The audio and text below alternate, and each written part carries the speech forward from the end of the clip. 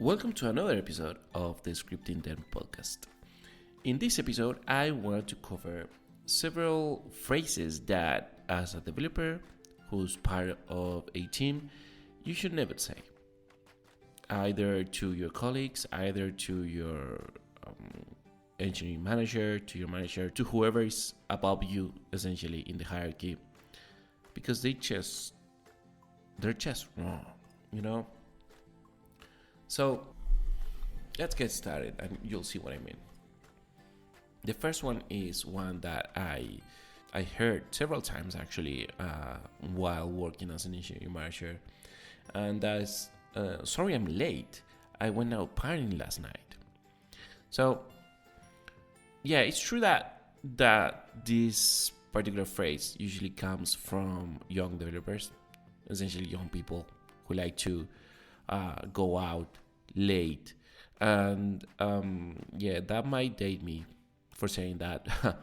But the problem is not because you're young, not because you like to go out and party, and you're perfectly fine doing it. This is not about not doing that. This is about not saying it. So here's why: if you're part of a team, if you're expected to show up the next day because you're needed, you're part of a team, so you're needed for whatever task, whatever is your responsibility. Just saying that you went out partying and that's because you're late. Maybe you're an hour late, maybe you're half a day late, whatever. It just shows you don't really care about the project. It just shows you don't, which is worse, it just shows you don't really care about the team itself, about your colleagues. Because if you're not there, someone else is picking up your slack. Someone else is trying to fill the void you left because you went out partying. So again, and I don't want this to be misunderstood. Go out if you want to go out. I'm not saying you should not go out. All I'm saying is, if you're going to be late, just make sure if you're late because of a selfish reason such as this, then all you're showing is that you just don't care about your colleagues. So yeah, that's number one. Number two is one that I said myself many times while I was learning and while I was getting started as a developer. But we've always done it this way, man. So I'm telling you that we just found a problem with the project. We just found a problem with the algorithms that we have. And your response is that you've always done it that way. Don't use that as a justification, The problem with this phrase is that it shows that you knew this was wrong. It shows that you understood that this is how it's been done all this time. And you just chose to ignore it, chose to accept it. If you're a junior developer or a senior developer, it just doesn't matter. You should always have a voice in your team. You should always feel comfortable enough within your team to raise your hand and say, I know we've always been doing it this way, but it's just wrong. There's a problem with this algorithm. There's a problem with the way we're doing this. And that shows proactivity. That shows you care about doing things the right way. And, if you choose to ignore it, if your manager comes and say, we found this problem, and the answer is, but, this is how it's always been done, then you're just showing you never cared. You knew about it and you never cared. So that's not the proactivity. That's reactivity. And that's usually not something that it's good when you're part of a team. The more proactive you are, I'm not saying be proactive on doing things without asking, without saying what you're going to do. I'm saying raise your hand, ask for permission, or at least flag issues whenever you see them. Make sure that the right people know about it. And if for some reason they decide to ignore it, then at least you know that there is a reason for it. Now, another phrase that is usually not the right one, is it's not my fault.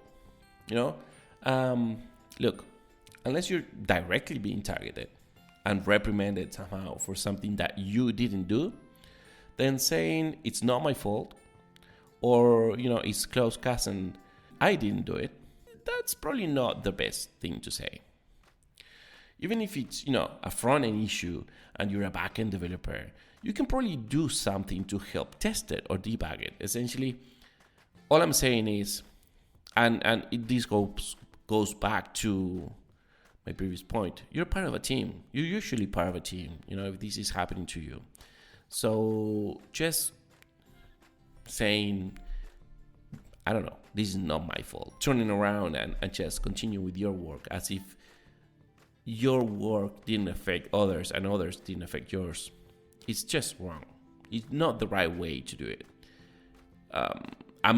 I'm not also saying that you should just stop whatever you're doing and then immediately try to solve a problem that you didn't cause.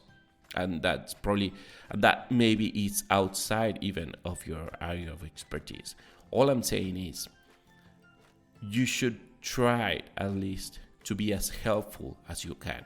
If you have your own priorities, which you probably do, and solving this problem collides with those priorities, at least try to help troubleshoot the problem, help test it, at least for a couple of minutes, trying to figure out what's wrong, or just look at the code. I don't know. There are 1,000 things you can try and do that will not mess with your priorities. And if they do, you can always raise your hand again if you're part of a team and say, maybe we should reprioritize this. Maybe we should, move the focus of my work for the time being. I want to try to help this. It shouldn't be you saying, I don't want to work on this. It should be your manager saying, you should not work on this because we have other people to worry about. But thank you for offering. That's a whole different attitude there. Now, another thing that you should never either say or show is the fact that you're bored.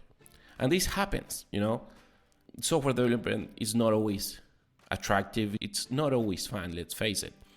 There are times that you'll be working maybe with legacy code or just doing tasks or working on features that are just boring, The fact that you're working on them is not the problem. The problem is that you're letting others see that you're getting bored.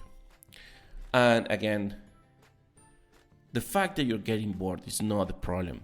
You can't magically not get bored. And that's again, not the problem. The problem is that people are seeing you get bored. And there are things that you can do. Even if what you're doing is a trivial task, there are always ways to turn a simple or mind-boggling task into something new, something interesting. You can try a new way of coding. You can try to use a library you've never used. You can try to create your own library to do this. Always, clearly, we're talking about keeping things under the timeline that you're given. Just don't over-engineer things just to make them fun. But there are ways in which you can, find a twist to what you're doing to make it interesting to you. That will motivate you to do a better work. It will show proactivity, which is something that we've talked about already. It will show you that you're self-started. Maybe, you're writing code and updating the documentation of whatever you're working on, or you're creating a documentation that never existed at the same time.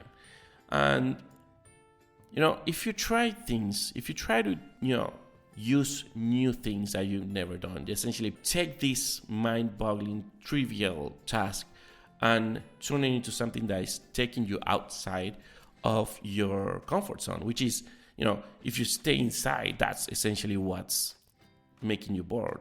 That's essentially the boring thing. You're not innovating for yourself. So just try to push yourself out of that comfort zone. It shows that you have a passion for learning new things. Even when you don't think that others are seeing it, they are. Your manager, your colleagues, your senior developers, they're gonna notice, and they're probably gonna like that. They're probably gonna like your attitude, and they're gonna keep that in mind when there is a new thing, when there is something new to do. They'll remember that. So the last phrase that you should never say, and let me emphasize that because this one is a trigger phrase for me. You should never say this either as part of a team or even as a conversation with other developers. But it's a random bug. It happens randomly. It breaks randomly. Look, I don't know who taught you programming. I don't know how you got to be a developer. Don't get this the wrong way. Don't get offended by this, but software development is not random. Computers don't work with randomness. In fact, if you try to create randomness, in your favorite programming language, that's not going to be a random number. It's going to be a pseudo random because there is no way for you, or at least to easily create randomness.